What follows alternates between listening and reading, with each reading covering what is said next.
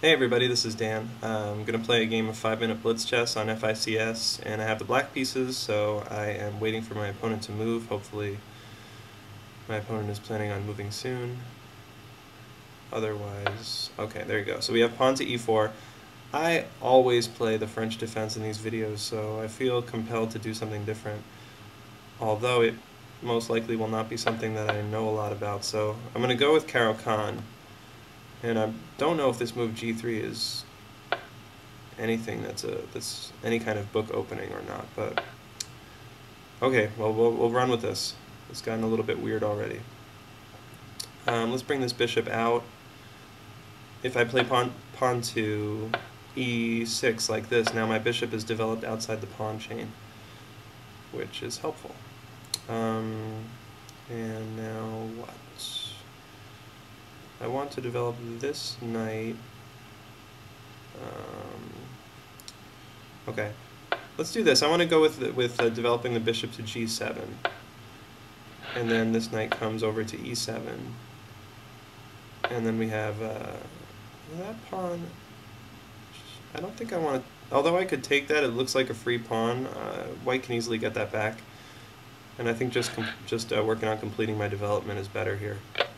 If they take, I'll take towards the center, okay, hitting that, so let's just protect it.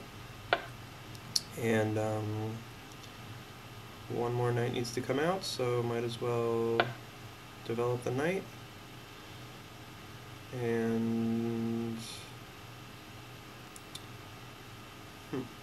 okay, so, threatening to take my knight, but I think I'm okay with that. I think we just keep developing the pieces. Let's bring my rook over to the c file.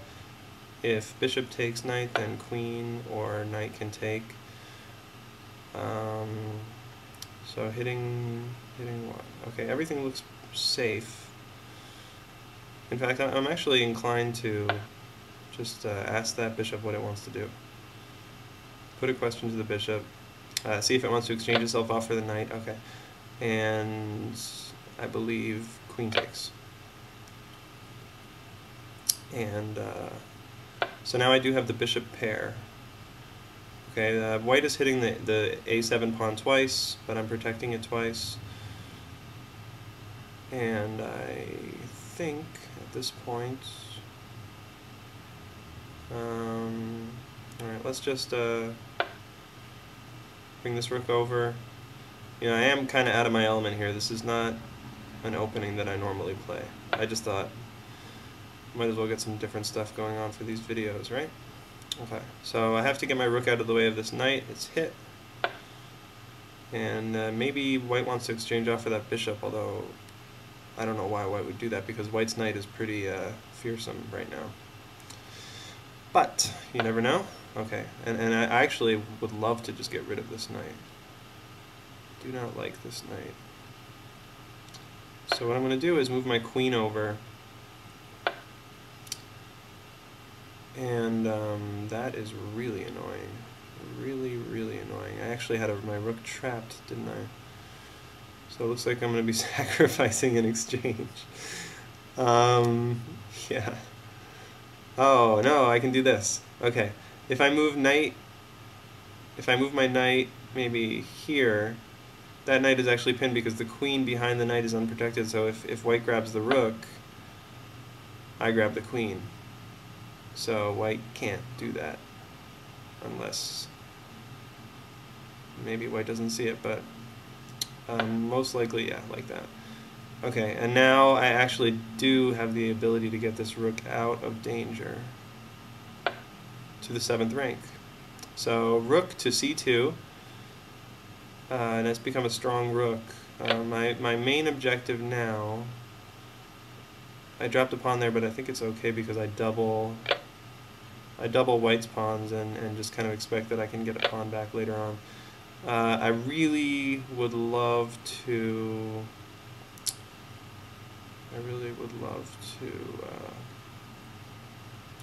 Get rid of this knight over here. So how about first hit the knight with the rook? Okay, I'm hitting the a7 knight with my rook. forcing that. Okay, and now now I play this move. If knight takes knight, then rook takes knight on c8. So I really don't like that knight. And I also have this bishop over on g7 that is has the potential of striking at that knight also. I could move my bishop to f8, hitting that knight. So white's thinking, and I think although I'm down a pawn here, the position is playable for black. You know, of course, after the game, I'd love to hear any feedback you guys have on what might be better here. Okay, I'm going to hit the knight again with my bishop. I'm ready to take. Okay, well, they exchange off the pieces before I have a chance to. So, fine. Okay, so grab there, and let's get rid of these knights. I'm tired of them. That actually, I think I end up dropping a pawn with this line, so hopefully my opponent doesn't see it. Okay, bishop takes pawn. It's all right. So let's move my rook over here. Doubled rooks, and let's just go like that. I would really love to get both rooks to the 7th rank, if that's at all possible. So that's my primary objective now. Down in material, but rooks on the 7th are compensation, and I might have some mating threats. So although this seems a little clumsy, I'm really just angling to get my rooks lined up on the 7th rank. Okay.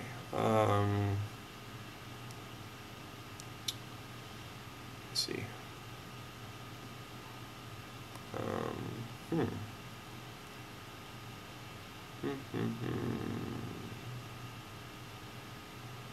I just want to move out of this.